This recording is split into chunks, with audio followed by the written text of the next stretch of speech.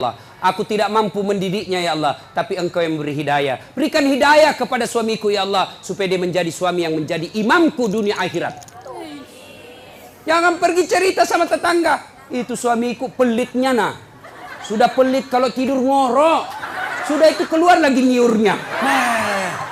Beleng-beleng. Kamu dicerita, bertengkar sedikit langsung sudah telepon mamanya di Sulawesi. Mak, suamiku begini. Jangan minta pertolongan Allah. Allah cuma minta ud'uni astajib lakum. Minta kau kepadaku, saya yang selesaikan masalahmu. Ayo, minta berdoa kepada Allah. Dan berdoa tidak harus bahasa Arab. Ada yang selalu bilang, Ustadz, apa doanya? Suamiku ini sudah mulai lain-lain. Doanya, 1, perbaiki pelayanan. Ini rahasia laki-laki, Bu.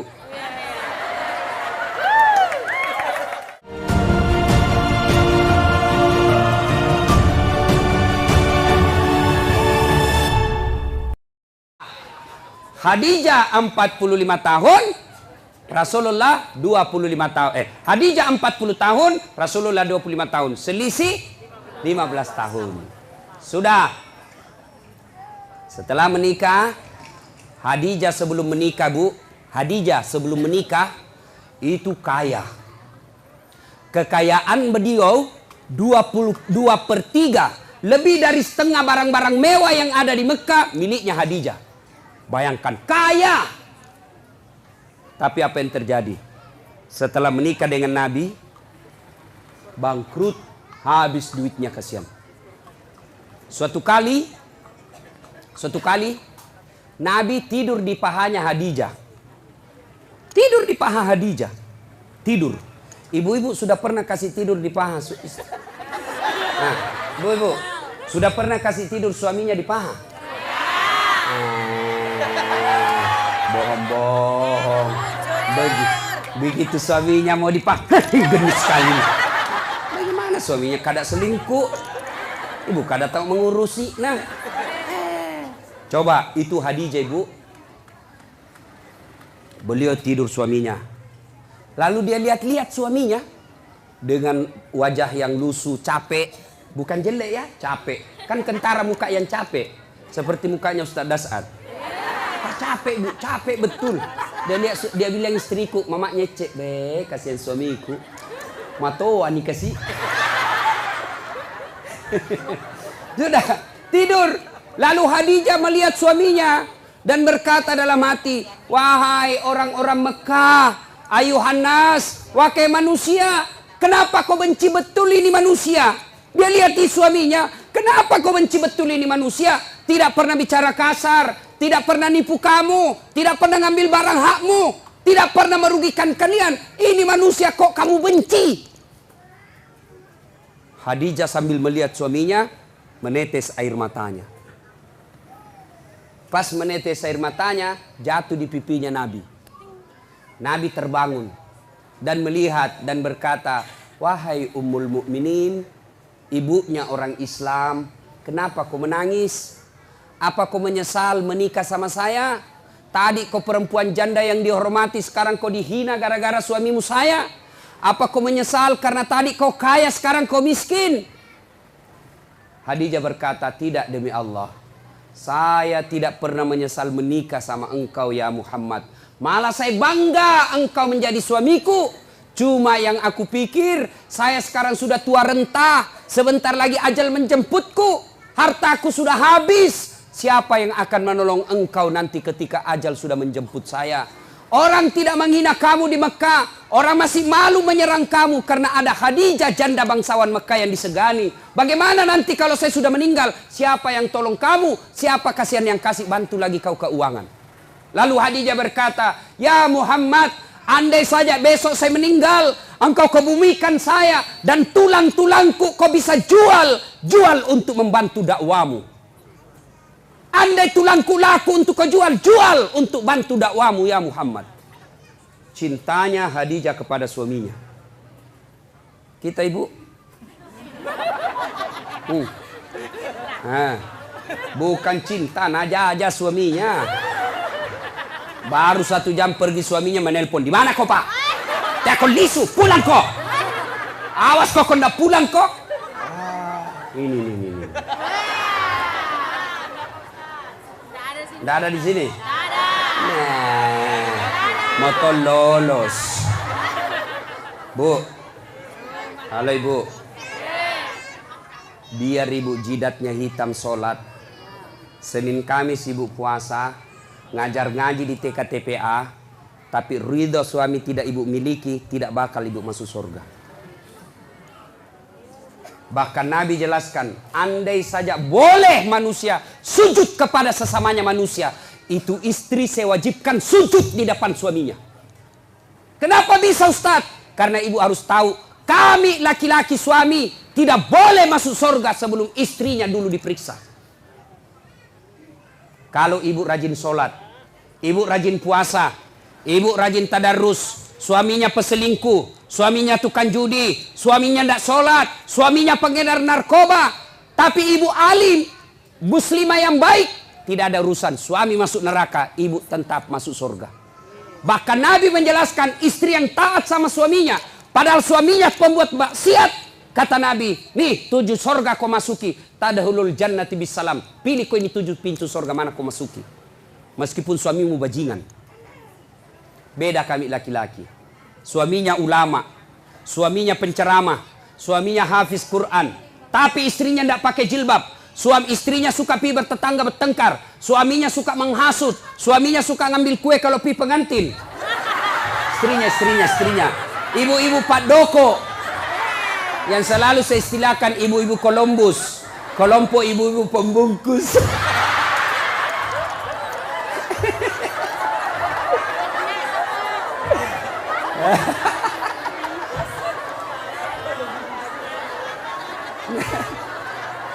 Pergi pengantin, nasa ngogilo turung, pergi membantu padahal membantu kasih habis kue. Jangan bu, tidak boleh ya ibu majelis taklim, tidak boleh ibu Columbus. Nah ya, biar sepupu yang punya acara kalau tidak minta tidak boleh. Nah, kalau istrinya durjana seperti itu, padahal suaminya ulama, demi Allah, tidak boleh di laki-laki masuk surga sebelum dia temani istrinya masuk neraka. Makanya ibu, jangan sakiti perasaan suami. Susah jadi suami bu, kami tanggung dunia akhirat. Ini suka dia takut-takuti suaminya. Kalau ada tamunya suaminya, dia tidak ngomong tapi matanya. Ada juga itu istri begitu. Dia pelototi mata suaminya. Ada begitu di sini toh? Ada, makanya ibu ketawa. Anu ibu di, saya izin dulu pergi sama temanku.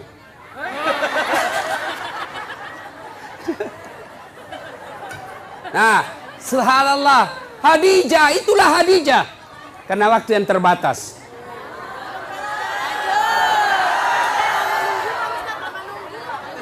Bu, berapa jam ibu menunggu? 4 jam. Kalau ibu menunggu ikhlas, itu yang nambah-nambah amal. Tidak ada yang sia-sia dalam Islam ibu. Tidak ada yang sia-sia. Menunggu dakwah itu amal. Ibu menunggu. Saya juga menunggu pesawat tadi. Coba sama-sama menunggu. Nah, sampai lagi tadi di pesawat di atas udara, lama dia putar-putar. Kubayangkan lagi mamanya Ece. Bagaimana kalau saya mati? Siapa yang? Janda istriku masih muda. Coba. Sampai di sini langsung disuruh ceramah. Ibu cuma diam-diam ketawa.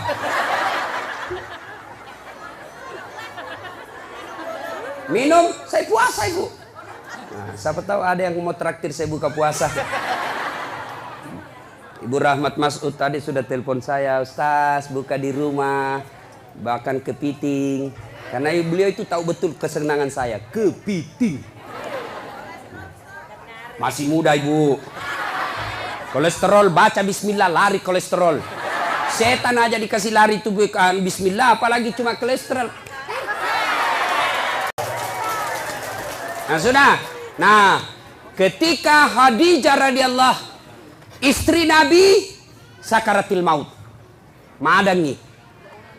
Waktu itu Nabi usianya 45 tahun, Khadijah 65 tahun. Bayangkan ibu, Khadijah sebelum menikah sama Nabi kaya. Tapi ketika Khadijah sakaratil maut, baju yang dia pakai, baju yang sudah 8 kali tambal. Tahu tambal? Tahu? Bahasa Perancisnya tepengi. Robe tambal, robe tambal, robe tambal. 8 kali tambal. Dan tambalan yang terakhir, tambalan ke-8, tidak lagi pakai kain. Kenapa? Tidak ada lagi kainnya Khadijah. Akhirnya apa? Khadijah menambal bajunya yang bolong ke-8 kalinya dengan cara apa? Dengan pelepah daun kurma. Miskin. Ada kira-kira ibu-ibu mau begini? Kaya, sudah menikah, langsung miskin. Dia bilang, gara-gara kaum itu suami kau adalah. Saya banyak uangku tadi kau kasih miskin kah? Keluar kau dari rumah. Khadijah tidak. Masya Allah. Khadijah ketika sakaratil maut sakit, dia panggil anaknya. Siapa namanya anaknya? Fatimah As-Zahra. Dia panggil, Fatimah ta'al. Anakku sini dulu. Dengar ini baik-baik bu. Sini dulu nak. Ya bunda. Sampaikan ke bapakmu dulu nak. Kau pergi mintakan Kak Serban. Tahu Serban? Tahu Serban? Itu seperti nak pakai Pak Nur Hadi. Serban. Tapi itu kan gaya-gaya. Tuh. Serban. Kata Khadijah, Fatimah, lo koyo lo kuambok muna. Ilo ngak serban na. Nakku, kau pergi dulu ke bapakmu, mintakan saya serbannya yang selalu dia pakai terima wahyu. Saya mau pakai kain kafan. Mudah-mudahan kain kafanku itu yang selalu dia pakai terima wahyu. Allah tidak menyiksa saya dari azab neraka dan kubur. Lalu Fatimah berkata, Mak, kita yang pergi minta. Nah bilang Khadijah, saya malu minta sama bapakmu nak. Masya Allah. Ada di sini malu minta sama suaminya? Ada? Jangan nak minta, nak curi. Hei, sudah nak sembunyi suaminya nak dapat loh. Nak periksa semua dompetnya. Kayak pencopet. Sampai-sampai ada suami dia bilang, istri, nah simpang uangnya ibu. Dibawa bantal, dibawa tempat tidur, dibawa plastik, dibawanya lagi tuh. Dibawanya lagi tuh dos-dos. Kan dibawanya lagi nak bungkus plastik, 4 lapis. Dia bilang, dah dapat istrinya. Langsung istrinya bilang, Pak, uang apa ini? Langsung dia bilang suaminya, uang sial. Maksudnya apa? Baten aku sembunyi kau dapat ji. Ini ibu-ibu sekarang ini pandai cari uang. Iya toh? Pandai cari uang. Di mana saja disembunyi dia dapat semua. Khadijah, apa kata Khadijah? Saya malu minta sama bapakmu. Bayangkan, habis hartanya untuk nopang suaminya, minta serban, malu. Bayangkan. Didengar sama Nabi. Dengar sama Nabi. Nabi lalu datangi istrinya. Ya Ummul Mukminin, habis hartamu untuk bantu dakwah. Capuk waramparamu malolo tulung. Hanya ini kaserban yang kau minta dan itu pun kau malu menyatakannya. Nabi menetes air matanya. Lalu kata Khadijah, saya minta kain serban yang engkau selalu pakai nerima wahyu. Mudah-mudahan kain serban itu jadi kafanku sehingga saya tidak tersiksa di alam kubur. Mendengar itu datang Jibril. Datang Jibril bu. Jibril sampaikan kepada Nabi, ya Muhammad, sampaikan kepada Khadijah. Masya Allah. Karena Jibril tidak boleh langsung bicara sama Khadijah. Kenapa? Hanya Jibril boleh berbicara kepada Nabi dan Rasul. Namun manusia tidak boleh. Jibril sampaikan kepada Nabi, ya Muhammad, sampaikan kepada Khadijah. Ada salam dari Allah untuk Khadijah. Masya Allah. Allah yang titip salam sama Khadijah bu. Luar biasa. Kita saja titip salam dari orang lain. Sudah senang. Saya bayangkan bu. Saya pernah terima ucapan selamat hari raya dari Pak Yusuf Kalla. Ucapan selamat hari raya. Istana Wakil Presiden Republik Indonesia dengan ini menyampaikan selamat hari raya Idul Fitri, mohon maaf lahir batin. Taqabbalallahu minna wa minkum. Salam hormat Yusuf Kalla, Wakil Presiden Republik Indonesia kepada saudara Das Atlantik.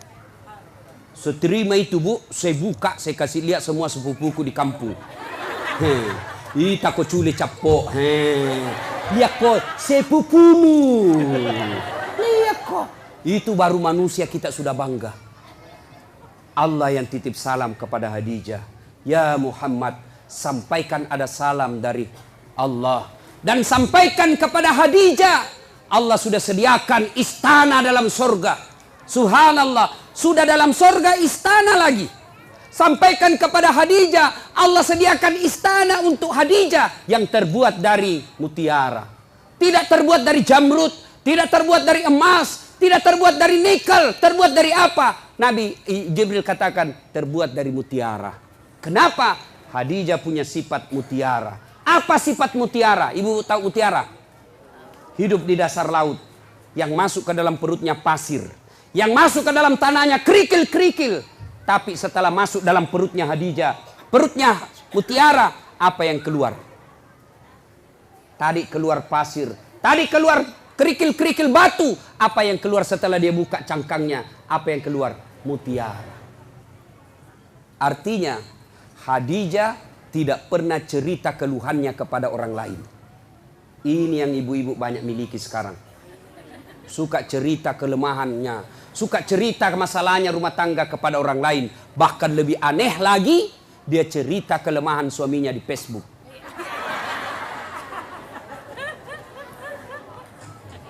Bu, apa ada manusia tidak punya masalah? Ibu kira-kira yakin enggak Khadijah penuh dengan masalah dalam hidupnya? Khadijah banyak masalahnya dalam hidup. Beliau kadangkala melihat Rasulullah kelaparan. Di depannya lapar Rasulullah. Sampai pucat beberapa kali tidak makan. Beliau melihat dengan mata kepalanya. Rasulullah dihina oleh pamannya. Dilihat dengan mata kepalanya sendiri. Khadijah, apa dia pergi cerita? Tidak. Jadi kalau ibu mau punya surga, istana dalam surga, maka ibu punya sifat seperti Khadijah. Apa sifatnya Khadijah? Jangan suka cerita kelemahan rumah tangga. Apa tidak boleh mengeluh? Boleh. Apa tidak boleh curhat? Boleh. Apa tidak boleh mengungkapkan perasaan? Boleh. Tapi kemana? Kepada Allah. Yang dilarang cerita ke medsos, cerita ke tetangga. Ya, ibu-ibu. Ada di sini tidak ada masalahnya? Oh, dalam rumah tangga ibu semua orang punya masalah. Contoh, dia bilang enaknya itu Ustaz. Kenapa? Gagahnya suaminya. Bu, suami gagah masalah. Kenapa? Dia goda orang bu. Apalagi kalau istrinya jelek. Lebih masalah lagi itu. Suami gagah, istri jelek, masalah. Berarti bagus kalau suami jelek Ustaz. Suami jelek dihina orang. Kita lagi malu jalan sama dia. Duluan aja Pak, saya menyusul. Suami gagah, masalah. Suami jelek, masalah. Berarti bagus kalau tidak ada suami. Ya bagus ibu. Nabi lagi ke orang Gasturi, gadis tua Republik Indonesia. Coba. Ayo, bagus kalau banyak suami. Lebih masalah lagi. Coba. Tidak ada orang tidak ada masalah. Dulu waktu mau menikah, apa masalahnya? Mudah-mudahan dapat jodoh. Dapat suami, ada masalah, selesai masalahnya? Tidak. Mau punya anak. Punya anak, selesai masalahnya? Tidak. Mau punya rumah. Sudah punya rumah, selesai masalahnya? Mau punya mobil. Punya mobil, selesai masalahnya? Tidak. Bayar cicilannya. Maka Khadijah pun demikian. Tapi Khadijah ketika ada masalahnya, beliau ngadu kepada Allah. Kita ada masalah, mana? Ambil HP. Update status. Dia cerita semua jeleknya suaminya. Tidak kusangka kau begitu. Waktu kau dulu melamar saya begitu sopan. Sekarang kau kasarnya minta ampun. Semua teman Facebooknya tahu. Dia pergi cerita sama tetangganya. Suamiku kok gini ya. Dulu waktu masih di Pinang saya, dia pacari saya. Sopannya, hati-hati dek.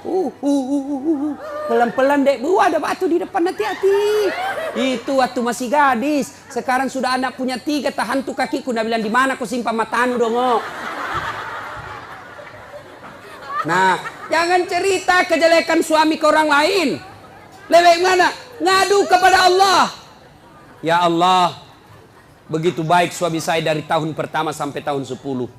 Setelah ini ya Allah, setelah terpilih jadi anggota DPR, setelah bagus rumahnya, setelah bagus dia punya mobil, sepertinya dia mulai terpikat sama wanita lain. Ya Allah, bukan saya Bu, bukan juga Pak Nur Hadi. Ya Allah, Engkau yang menitipkan rasa cinta dalam hati suamiku. Pelihara cintanya kepada aku ya Allah. Jangan Engkau palingkan hatinya ke orang lain. Buat dia pusing kepalanya kalau dia tidak lihat saya 24 jam. Boleh doa begitu Bu. Ngadu kepada Allah. Ya Allah, saya lihat suamiku makin hari makin kasar ya Allah. Aku tidak mampu mendidiknya ya Allah. Tapi Engkau yang memberi hidayah. Berikan hidayah kepada suamiku ya Allah. Supaya dia menjadi suami yang menjadi imamku dunia akhirat. Jangan pergi cerita sama tetangga. Itu suamiku pelitnya nah. Sudah pelit kalau tidur ngorok. Sudah itu keluar lagi nyiurnya. Beleng-beleng. Kamu dicerita. Bertengkar sedikit langsung sudah telepon mamanya di Sulawesi. Mak, suamiku begini, begini, begini. Jangan. Jangan. Minta pertolongan Allah. Allah cuma minta ud'uni astajib lakum. Minta kau kepadaku, saya yang selesaikan masalahmu. Ayo, minta berdoa kepada Allah. Dan berdoa tidak harus bahasa Arab. Ada yang selalu bilang, Ustadz, apa doanya? Suamiku ini sudah mulai lain-lain. Doanya, 1, perbaiki pelayanan. Ini rahasia laki-laki Bu.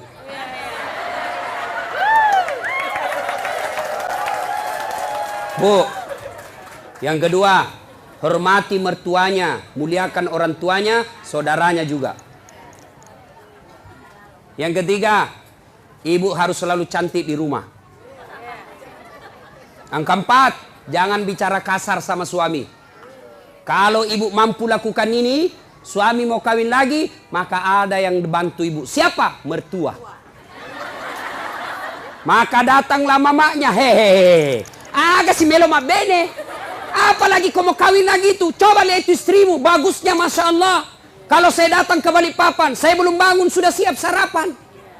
Saya tidak pernah kasar bicara sama saya. Adik-adikmu dihormati. Kau mau kawin lagi, belum tentu kau dapat perempuan lebih baik dari dia. Tapi ini nah, datang mertuanya kasar ngomong. Baru tiba dia bilang, kapan pulang ibu? Pintu bunyi terus, pak. Tidak pernah dihargai saudaranya. Maka begitu pulang kampung ke Sulawesi, apa nak bilang mamanya? Nak, saya kasih sekolah kau itu tinggi-tinggi supaya nak hormati ke orang. Kenapa justru istrimu tidak hormati kau? Apa itu istrimu itu? Tidak nak hargai saya, tidak nak hargai saudaramu. Padahal kau yang carikan uang. Sudah mi, kawin sama kau lagi. Kalau perlu sembunyi-sembunyi kau saja. Masih mau kau? Tidak. Itu laki-laki Bu terbantu perempuannya. Ini rantasa kita di rumah bajunya seadanya, pakai daster tinggal sebelah, ada badak picanya, nak kasih bontek matanya, pegang remote control, nonton televisi nangkak kakinya, nangkak kelepaknya menguap. Bagaimana suami tidak stres? Nak kira King Kong. Ya ketawa, saya serius ini Bu. Hancur ibu-ibu ini hancur. Ya, coba kalau datang suami ibu saupan. Assalamualaikum kakandaku Arjunaku. Dia bilang suaminya, waalaikumsalam adindaku Srikandiku. Lalu dia bilang lagi istrinya, itawa kakang abangku gaganya hari ini. Langsung dia bilang suaminya, berarti saya jelek kemarin. Ayo Bu ya. Pertama, sifat Khadijah merahasiakan kekurangan dan kelemahan rumah tangga. Jangan cerita Ibu. Cerita boleh. Kemana? Kepada Allah. Minta kepada Allah. Minta tolong Ibu. Kalau Allah yang tolong Ibu, biar perempuan apa yang goda suami tidak akan berhasil. Kenapa? Allah yang lindungi suami. Rezeki Allah yang ngatur. Berdoa kepada Allah Suami pergi cari nafkah. Apakah sebagai sopir, apa sebagai nelayan, apa sebagai politisi, apa pedagang, apa saja kerjanya suami. Istri yang baik, pergi suaminya. Tinggal istrinya sholat duha di rumah. Selesai dia sholat duha, dia berdoa kepada Allah. Ya Allah, Engkau yang menentukan dan mengatur rezeki suami saya. Jika rezekinya masih di atas langit, turunkan. Jika masih dalam tanah, munculkan. Jika masih jauh, dekatkan. Jika masih sedikit, cukupkan. Yang lebih penting dari itu, ya Allah, berkahkan. Coba nih, ibu tidak harus bahasa Arab. Ngadu, nangis kepada Allah. Nangis kepada Allah. Bahasa Bugis boleh. Daripada bahasa Arab tidak ditahu artinya. Mabalam malaikat, apa maksudnya nih ibu ini? Dia mau doa bukan rezeki dan minta hujan. Tidak harus bahasa Arab. Boleh ibu berdoa begini. Bu, dengar. Ya Allah, Engkau sudah tahu apa masalahku, ya Allah. Engkau melarang saya minta tolong kepada manusia. Engkau melarang saya menyembah kecuali kepadamu, ya Allah. Maka saya datang kepadamu mengadu, ya Allah. Selesaikan masalahku ini, ya Allah. Sudah itu, berikutnya didik anak dengan baik. Bu, pakai filosofi seperti mama saya. Biar saya miskin, biar minda ada sekolahku, tapi kuurus anakku baik-baik. Mudah-mudahan anakku nanti angkat derajatku. Ibu kan tidak mungkin maki jadi camat, ibu toh. Tidak mungkin maki jadi di sini jadi bupati, ya susah ibu. Tidak mungkin nih. Tapi didik anak dengan baik, anak tak nanti yang jadi bupati. Susah jadi pengusaha tanker, bu. Punya kapal tongkang, punya kapal ini. Agaknya susah, ibu. Doakan, didik anak. Mudah-mudahan anak tak milik nanti itu. Tidak mungkin menjadi dokter, ibu toh. Tidak mungkin. Maka berdoa, didik anak. Mudah-mudahan anak tak jadi dokter. Nah, ibu silakan kerja apa saja. Mau berpartisipasi dunia apa saja. Tapi ingat, fungsi ibu ada dua. Satu sebagai istri, dua sebagai ibu. Untuk anak-anaknya. Tidak ada gunanya sukses segala-galanya kalau anak berantakan. Contoh ibu. Ini sudah kejadian ibu. Ya, kejadian ini. Ini ada anak-anak yang curhat sama saya. Usia 15 tahun. 15 tahun ibu. Ustaz, hamil pacarku. 15 tahun. Saya bilang, cewekmu usia berapa? Satu kelas sama saya Ustaz. SMP. Ya. Saya bilang kasih bicara saya bapakmu harus kasih nikah. Saya tidak tahu apa dia kasih nikah sekarang. Lalu saya penasaran. Berapa mi perempuan kau kasih begitu? Dia bilang sudah 5 Ustaz. Baru pilih hamil 1. SMP bu kelas 5. 15 tahun. 15 tahun. Lalu saya tanya. Bagaimana caranya? Tidak masuk akal. Kau di mana? Kau masuk hotel kan ditahu kau masih kecil. Apa dia bilang? Di rumahnya itu perempuan saya kasih gitu Ustaz. Saya tanya, kenapa bisa? Dia bilang, saya sudah tahu jam berapa orang tuanya tidak ada di rumah. Maka ibu, tidak ada gunanya ibu cari uang. Kalau rumahnya ibu, tempat tidurnya anak gadis tak yang dibelikan mahal-mahal, dibikinkan kamar, kasih AC, kasih kipas. Lalu anak laki-lakinya orang tiduri anak gadis tak di rumah.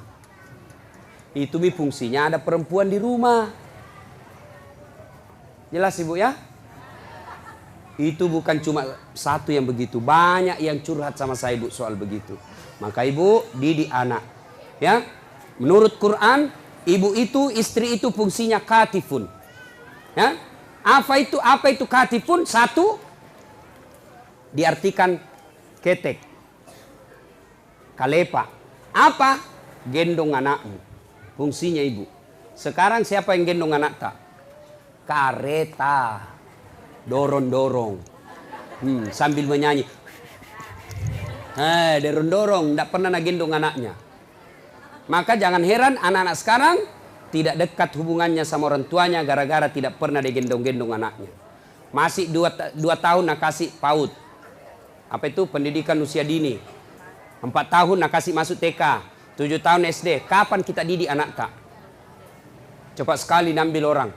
Gurunya didik. Pendidik sebaik-baiknya bukan gurunya tapi ibunya. Yang kedua, fungsi ibu menurut Quran. Apa itu? Katifun diartikan dada. Apa itu? Menyusui. Siapa yang susui anak tak sekarang? Siapa? Cak sapi. Akhirnya anak tak sifatnya seperti sapi. Ya? Sekarang tidak mau lagi susui. Nah bilang, anu Ustaz, biar seksi. Bahkan ibu-ibu milenial tidak mau melahirkan, semua mau dibelah. Coba. Nah ibu bapak, karena waktu yang terbatas, insya Allah lain waktu dan kesempatan kita akan lanjutkan. Saya menitipkan, jadilah istri seperti Khadijah. Insya Allah. Ibu, kalau ibu susah, ibu sabar. Suami tidak sholat, ibu sabar. Suami tidak nentu pekerjaan, ibu sabar. Maka Allah janjikan, innallaha